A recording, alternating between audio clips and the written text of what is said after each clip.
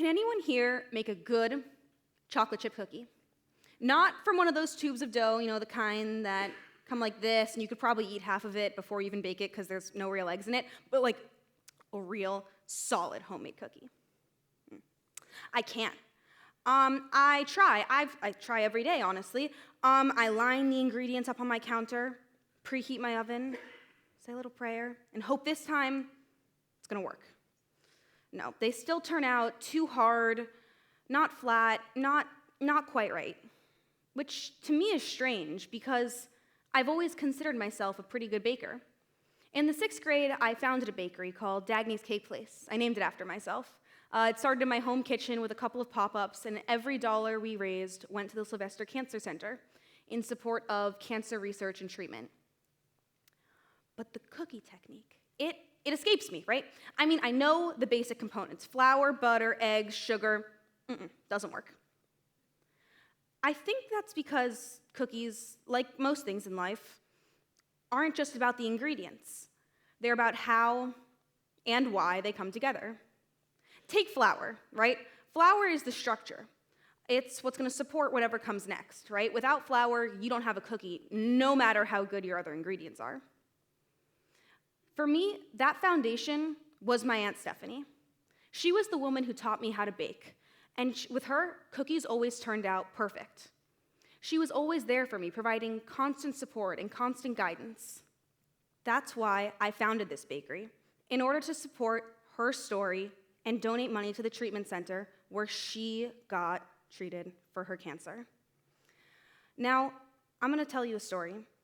I was 11 years old, living in Miami during the largest global pandemic in recent history.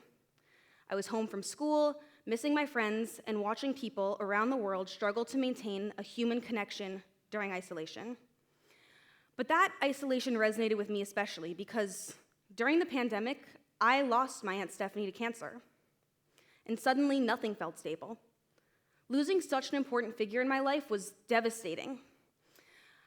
And the worst part was all of the grief and all of the anger I felt, I couldn't channel it into a cure or research or answers because I knew I wasn't a doctor, I knew I wasn't a scientist, and I knew that at 11 years old, there was nothing I could do to fight cancer directly.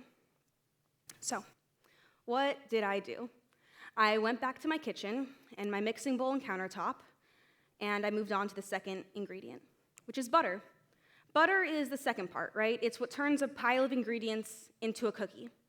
It adds warmth and comfort. Now, 11-year-old me didn't know very much, but I knew what Stephanie had taught me. So in the midst of catastrophe, at my absolute lowest, I baked. Baking became a place for my hands to go. My hands were busy, my mind was occupied, and my heart felt a little less heavy. What started as a coping mechanism slowly turned into something more. Because even though I couldn't cure cancer, I could bake. So that's why I founded this. But this bakery, it wasn't just about desserts. It was about purpose. It was how I was able to transform a connection between my aunt and me, our shared love of baking, into something more. Our first pop-up launched in the spring of 2021, and for the first time since losing her, I felt connected again. Now, when I first sat down to work on this project, I'd asked myself, how can a bakery act as a catalyst for change? The answer was honestly pretty simple.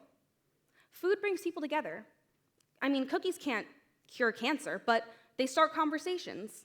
They foster new connections. They're something people can sit around a table and share. So that's why I did it. But I realized something. In order to truly raise awareness, truly spread initiative, I needed to share this project with my community. The third ingredient, eggs. They're the binding agent. They're what hold everything together. So this connection was missing. I began reaching out to friends, neighbors, even local businesses, people who wanted to get involved but didn't know how.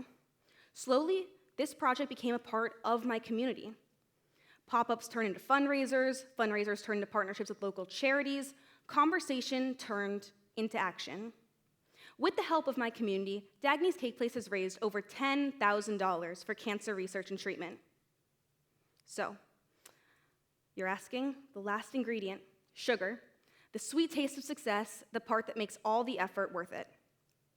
During one of the darkest moments in my life, I've found purpose in something indirect, something I considered a hobby, something I never thought could make a difference.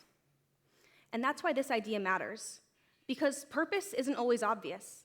It's found in the small things we do. It doesn't matter whether you play a sport or an instrument, if you bake, write, paint, or do anything that brings you fulfillment. You have a purpose. And when you choose to share it, you can change your community. Even if the cookies turn out a little flat, even if they're not quite as good as they used to be. With every cookie I make, I'm passing on a little bit of knowledge that was given to me. And store-bought dough has nothing on that. Thank you.